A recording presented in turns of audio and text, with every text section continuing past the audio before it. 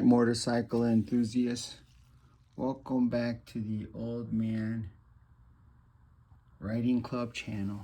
Putting on the rear brake line on my Kawasaki ZX6R, and this is a Galfer line, steel braided line, and I'm having a little bit of trouble with the alignment. So this is part 3 of the series. I am going to take the master cylinder off and start from the rear caliper, and hopefully the installation goes a little smoother because it's getting very late. I have to work tomorrow, and actually I also need to eat. So like I said, I hope this goes a lot smoother.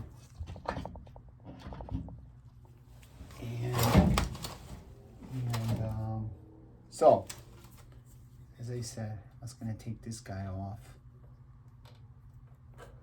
I'm going to use the speed wrench.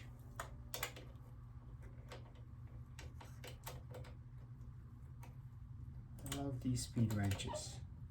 Oops, wrong way.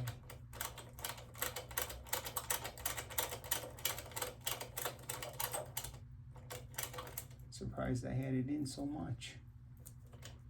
So take another approach. Instead of putting the master cylinder in first, I will put the caliper in first. Caliper side. And see if it's the alignment goes a little smoother. The installation goes a little smoother. Alright, so I disassembled that. Now go here. Ooh. Ooh, ooh, ooh. I'm blocking the view, but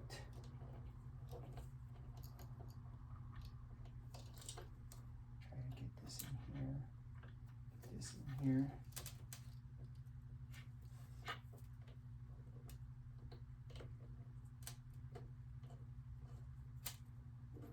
Oh yeah.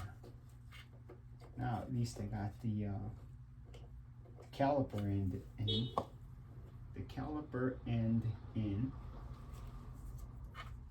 And now let's see about the master cylinder end. Master cylinder end. There is the banjo bolt. One crush washer on the top. One crush washer on the bottom. And going behind these cables, these are the brake line, it looks like. Oh yeah, that feels good. Sometimes I'm a little bit too optimistic, but that went in very nice. Start from the caliper, and then put the master cylinder in, and that's in nice, hand tight. Very nice, very nice. I'm so happy. I'm so happy. In case you can't tell.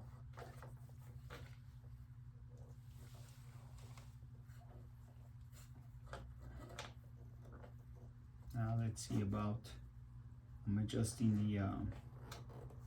this grommet. The OEM grommet and the Galfer grommet.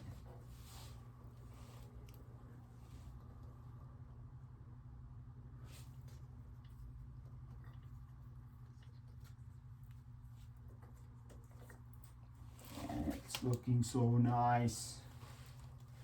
I'm loving it.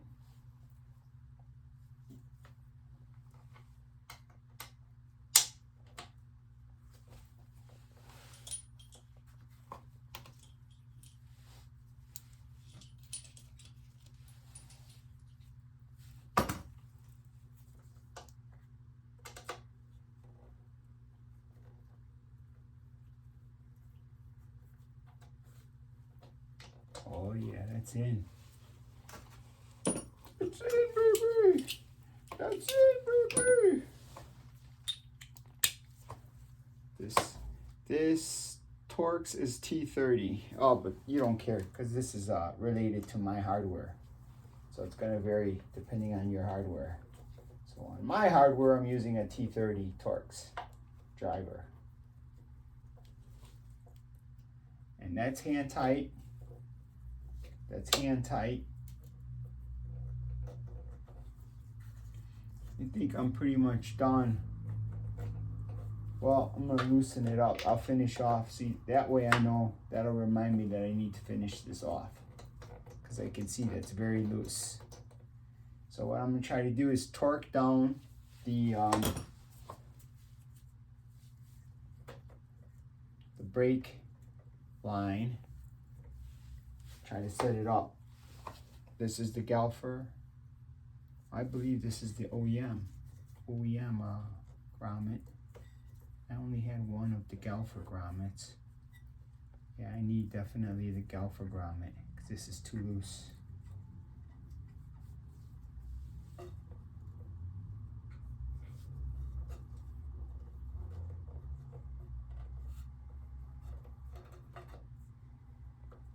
All right, moving along.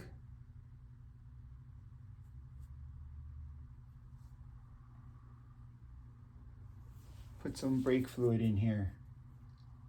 Now, when you put brake fluid in your system, you don't want to put too much. Now, the only thing is that I'm going to need to bleed this. So since I'm going to be bleeding it, I can put too much.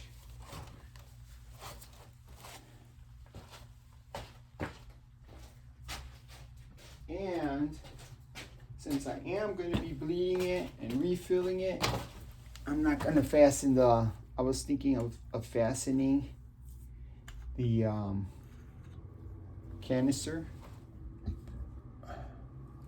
but since I'm going to be bleeding it, I'm just going to maybe put it in there kind of loose. Maybe I'll lightly fasten it. We don't want air in the system. So make sure you put enough fluid in there so that there's not air.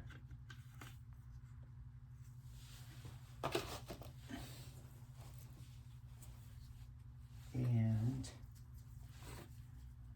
like I said, I'm gonna lightly fasten it. So we'll just torque it down a couple times with my hand.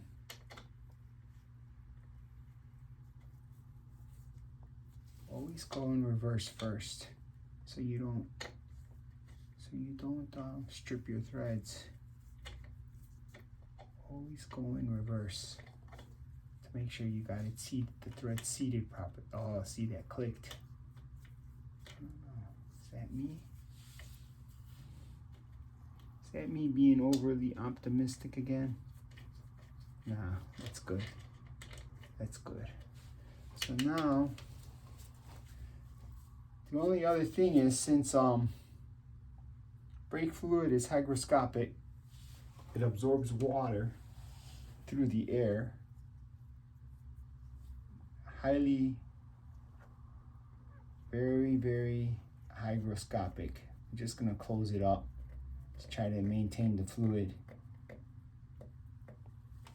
from from absorbing water through the atmosphere. Try to keep it sealed. Sealed. Now, how many minutes passed? Ooh, way past 10 minutes. I'm gonna have to stop the video.